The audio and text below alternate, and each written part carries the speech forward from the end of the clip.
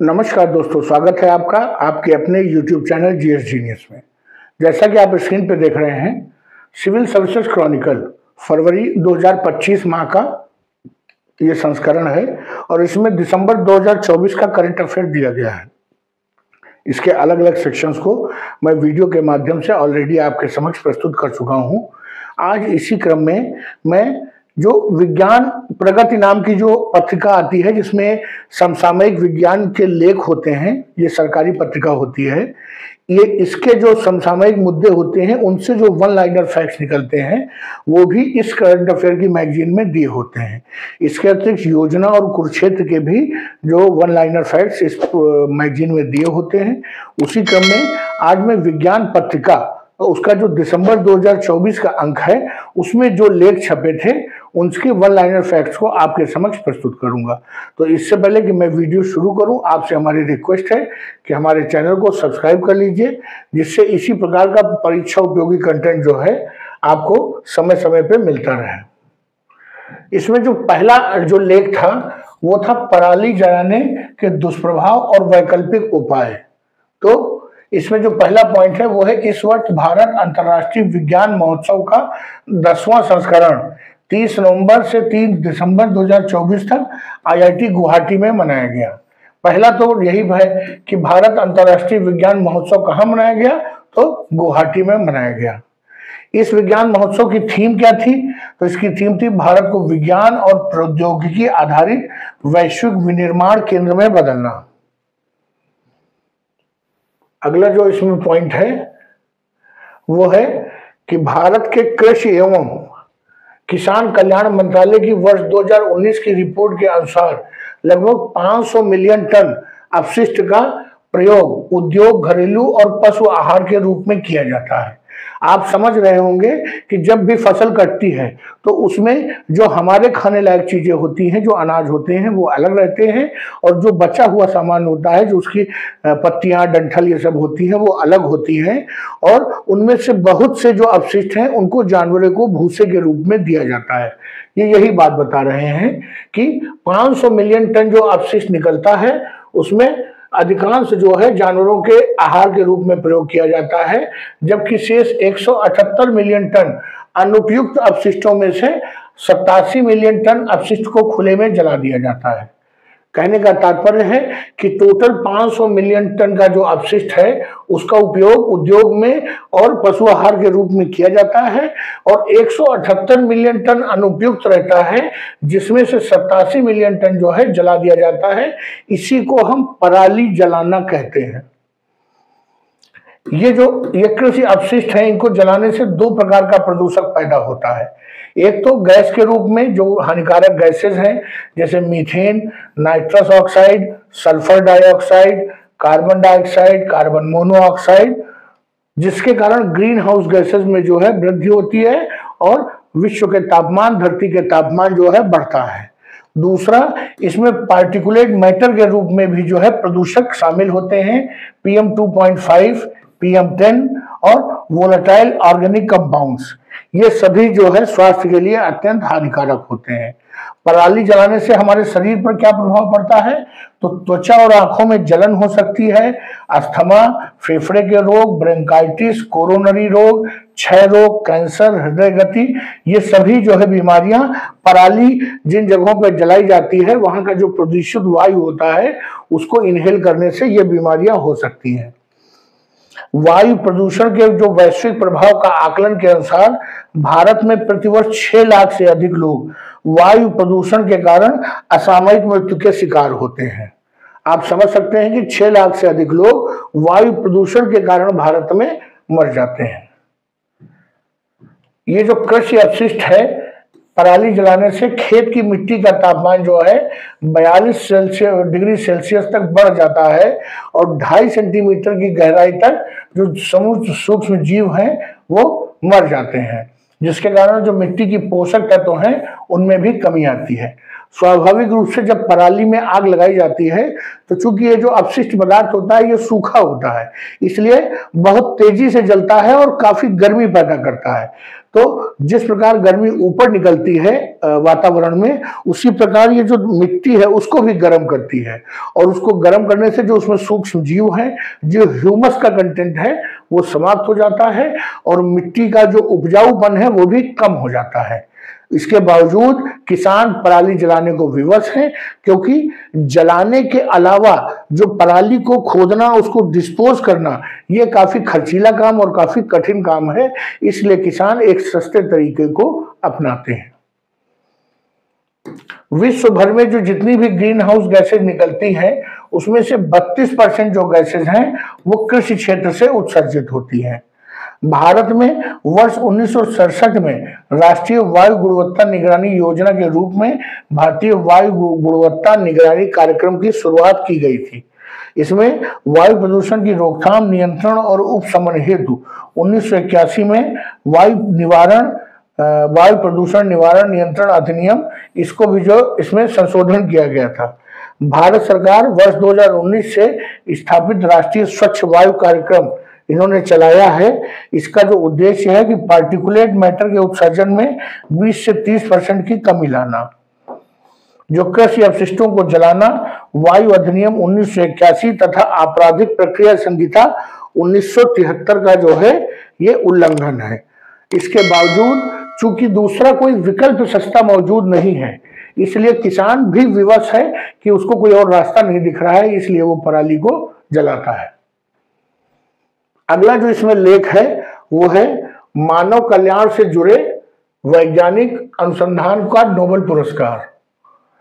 2024 का जो चिकित्सा का नोबेल पुरस्कार है वो संयुक्त रूप से अमेरिकी वैज्ञानिक विक्टर एम्ब्रोज और गेरी रुबिकुन को माइक्रो आरएनए की खोज और पोस्ट ट्रांसक्रिप्शन जीन विनिमय में उनके योगदान के लिए दिया गया है। इस वर्ष का जो चिकित्सा का नोबेल पुरस्कार जीन गतिविधियों को नियंत्रित करने के लिए कोशिकाओं में उपयोग किए जाने वाले एक महत्वपूर्ण विनिमय तंत्र की खोज पर केंद्रित है। डीएनए से संदेशवाहक आरएनए में आनुवांशिक रूप से प्रभावित होने वाली जानकारी को ट्रांसक्रिप्शन कहा जाता है। कहने का तात्पर्य है कि जो जानकारी डीएनए से आरएनए में जाती है जेनेटिकली, उसी को ट्रांसक्रिप्शन कहा जाता है। यह प्रोटीन उत्पादन के लिए कोशिकीय मशीनरी में जाती है। इसके अतिरिक्त वर्ष 2024 में जो भौतिकी का नोबेल पुरस्कार मिला है वो मिला है जॉन हॉपफील्ड। सूचना को संग्रहित और पुनर्निर्मित करने वाली संरचना बनाई है। वहीं जेफ हिंटन ने डाटा में स्वतंत्र रूप से गुणों की खोज करने वाली विधि को आविष्कार किया है। यह उपयोग में आने वाले कृत्रिम तंत्रिका नेटवर्क के लिए महत्वपूर्ण है। वर्ष 2024 के जो रसायन विज्ञान का नोबेल पुरस्कार है वो डेमिस हसाबिस और जॉन एम जंपर को प्रदान किया गया है। कंप्यूटिंग एवं कृत्रिम बुद्धिमत्ता के माध्यम से प्रोटीन रहस्यों को उजागर किया गया है, इस कारण इनको रसायन का नोबेल पुरस्कार दिया गया है।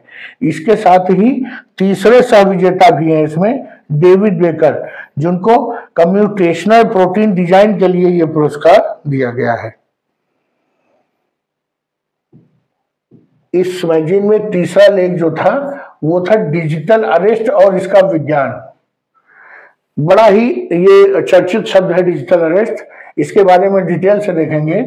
डिजिटल स्कैम एक ऑनलाइन स्कैम है जिसमें तकनीक का दुरुपयोग करते हुए स्कैमर्स जो है पीड़ितों को डराते हैं, अवैध गतिविधियों का झूठा आरोप लगाते हैं, बाद में पैसे की मांग करते हैं और भुगतान करने के लिए उन पर तरह तरह के जो है अवैध दबाव डालते हैं।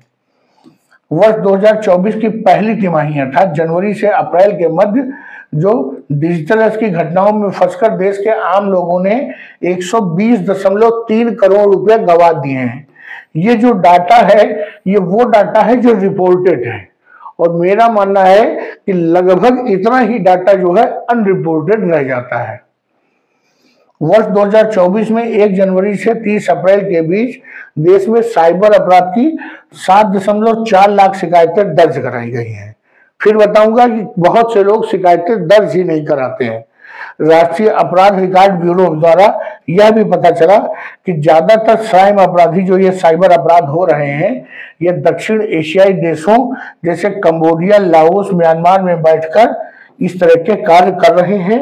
भारतीयों को वहां पर नौकरी के लिए बुलाते हैं, अलग अलग नौकरियों के लिए, बाद में उनको मार पीट के, उनको दबाव डालकर इस प्रकार के अपराधों में उनसे काम लेते हैं।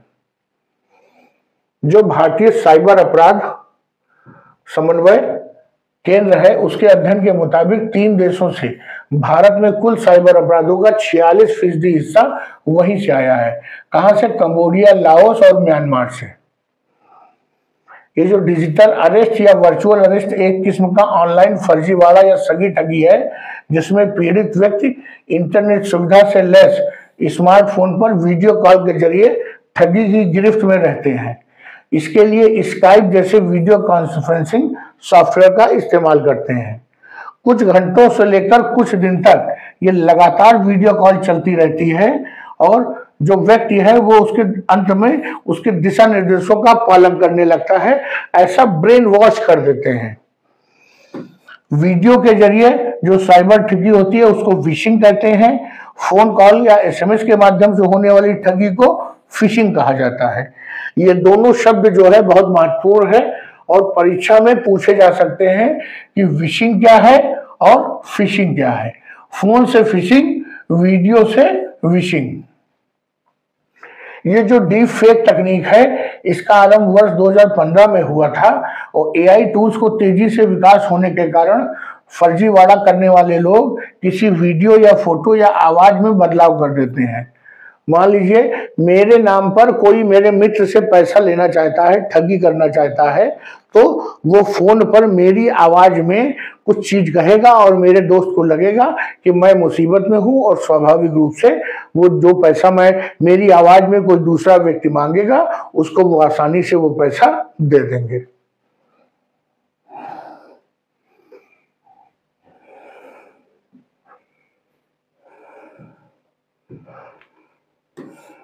अगला जो लेख है वो चंद्रयान पे है। भारतीय अंतरिक्ष संगठन इसरो ने चंद्रयान मिशन की शुरुआत 22 अक्टूबर 2008 को चंद्रयान 1 को रवाना करके शुरू की थी। पहला प्रश्न यही बन गया कि चंद्रयान मिशन की शुरुआत कब हुई थी? 22 अक्टूबर 2008 को हुई थी। फिर सितंबर 2009 में चंद्रयान 1 के द्वारा चंद्रमा के दक्षिणी ध्रुव पर पहुंचाए गए उपकरण मून इंपैक्ट प्रोब ने चांद की सतह पर चट्टान और धूल कणों के वाष्प के रूप में जल की उपलब्धता का पता लगाया था और पूरे विश्व में भारत के इस चंद्रयान की बड़ी तारीफ हुई थी कि भारत के पहले ही चंद्रयान अभियान ने इतनी बड़ी जो है जानकारी उपलब्ध कराई। सितंबर 2019 में भेजे गए चंद्रयान 2 के लैंडर विक्रम और रोवर प्रज्ञान की चंद्रमा के दक्षिणी ध्रुव पर सॉफ्ट लैंडिंग नहीं हो पाई थी और वो क्रैश हो गया था। इसके बावजूद जो ऑर्बिटल था वो काफी लंबे समय तक चक्कर लगाता रहा, इसलिए पूरी तरह से न फेल होकर के केवल पार्शियल फेल इसको माना गया था। इसके बाद 23 अगस्त 2023 को चंद्रयान 3 मिशन चंद्रमा के दक्षिणी ध्रुव पर सफलतापूर्वक उतरा और 23 अगस्त 2024 के इसके 1 वर्ष पूरे होने पर प्रथम राष्ट्रीय अंतरिक्ष दिवस मनाया गया। तो प्रथम राष्ट्रीय अंतरिक्ष दिवस कब मनाया जाता है? चंद्रयान 3 मिशन के सफल होने पर दक्षिणी ध्रुव पर सफलतापूर्वक उतरने की जो है मेमोरी में, उसकी यादगार में इसको मनाया जाता है और प्रतिवर्ष 23 अगस्त को मनाया जाता है। पहला 23 अगस्त 2024 को मनाया गया था। चंद्रमा पर सॉफ्ट लैंडिंग करने के मामले में रूस, अमेरिका और चीन के बाद भारत चौथे नंबर पर है और आपको बता दूं जापान 5वें नंबर पे है। चंद्रयान 3 1 हफ्ते तक करीब वहां पे रहा था। इस दौरान उसने सतह पे sulphur, aluminium, calcium, iron, chromium, titanium, manganese, oxygen और सिलिकॉन जैसे तत्वों की मौजूदगी के बारे में पूरी दुनिया को बताया। अब भारत का भावी चंद्रयान अभियान जो है वो चंद्रयान 4 होने वाला है। इसमें अपने उपकरण चंद्रमा की सतह पर उतारेगा भारत, वहां से चट्टानों और मिट्टी के नमूने पृथ्वी पर लाएगा जिस पर जो है वैज्ञानिक शोध करेंगे। अब चंद्रयान 5 का जो अभियान प्रस्तावित है उसमें चंद्रमा से एक छोटा उपग्रह प्रक्षेपित किया जाएगा जो चंद्रमा की कक्षा में स्पेस डॉकिंग का प्रयोग करने के महत्वाकांक्षी उद्देश्य के साथ डिजाइन किया गया है। आप समझ सकते हैं, अभी तक हम भारत से उपग्रह प्रक्षेपित करते थे, चंद्रयान 5 मिशन के माध्यम से हम चंद्रमा से जो है उपग्रह को प्रक्षेपित करेंगे। अगला जो विज्ञान प्रगति मैगजीन का जो अगला जो लेख है वो है इंटरसेप्टर मिसाइल के बारे में। डीआरडीओ ने ओडिशा के बालासोर स्थित अब्दुल कलाम द्वीप से पृथ्वी 2 परमाणु बैलिस्टिक मिसाइल को लॉन्च किया। ये जो इंटरसेप्टर मिसाइल है दुश्मन की मिसाइल को ट्रैक करती है और उसे हवा में ही नष्ट करने का काम करती है। ब्रह्मोस मिसाइल जो है एक इंटरसेप्टर मिसाइल है जिसे भारत और रूस ने मिल करके विकसित किया है। जो भारत में integrated guided missile development programme शुरू हुआ था वो 1983 में हुआ था। जो पृथ्वी मिसाइल जो है वो सतह से सतह पर मार करने वाली भारत की पहली बैलिस्टिक मिसाइल थी जिसका पहला सफल परीक्षण 25 फरवरी 1988 में किया गया था। आप समझ सकते हैं कि 83 में इस प्रोग्राम की शुरुआत की गई थी और जो पहला सफल परीक्षण 1988 में हुआ था, क्योंकि जो विश्व के अन्य देश जो है भारत को आगे बढ़ते हुए नहीं देखना चाहते थे और मिसाइल टेक्नोलॉजी में भारत का सहयोग नहीं कर रहे थे, इसलिए इतना लंबा समय लग गया। इसके अतिरिक्त त्रिशूल और आकाश ये मिसाइल जो है सतह से हवा में मार करने वाली मिसाइल है। नाग मिसाइल जो है एंटी टैंक गाइडेड मिसाइल है। 1956 में एशिया का जो पहला परमाणु रिएक्टर था अप्सरा वो भारत में शुरू हुआ और भारत में यह उम्मीद जगी कि भारत भी परमाणु बम बना सकता है, क्योंकि ये जो परमाणु रिएक्टर था ये भले ही सिविल उद्देश्यों के लिए था लेकिन जो मिलिट्री उद्देश्यों के लिए जो ये जरूरी टेक्नोलॉजी थी कम से कम वो भारत के पास अवश्य आ गई थी। अभी हाल ही में भारत ने निर्भल मिसाइल का परीक्षण किया है जो हर मौसम में दागी जाने वाली देश की सबसे विकसित और लंबी दूरी की क्षमता वाली सबसोनिक क्रूज मिसाइल है। जो सौर्य मिसाइल है भारत की वो पानी के अंदर भी दागा जा सकता है और इसकी मारक क्षमता 750 से 1900 किलोमीटर है। तो मित्रों, ये जो विज्ञान प्रगति नाम की जो पुस्तिका थी इसके जो वन लाइनर करंट अफेयर्स के फैक्ट्स थे उनको मैंने आपके समक्ष डिटेल में प्रस्तुत किया। जहां मुझे जरूरत लगी वहां मैंने उसको विश्लेषण भी किया। अगर आपको हमारा वीडियो पसंद आया हो तो वीडियो को लाइक करिए, चैनल को सब्सक्राइब करिए। अगले दिन मैं कुरुक्षेत्र योजना, दिसंबर माह की जो कुरुक्षेत्र योजना है उसके भी जो वन लाइनर फैक्ट्स हैं लेख से निकले हुए उनको भी आपके समक्ष प्रस्तुत करूंगा। तो चलिए मित्रों, वीडियो को समाप्त करते हैं। धन्यवाद।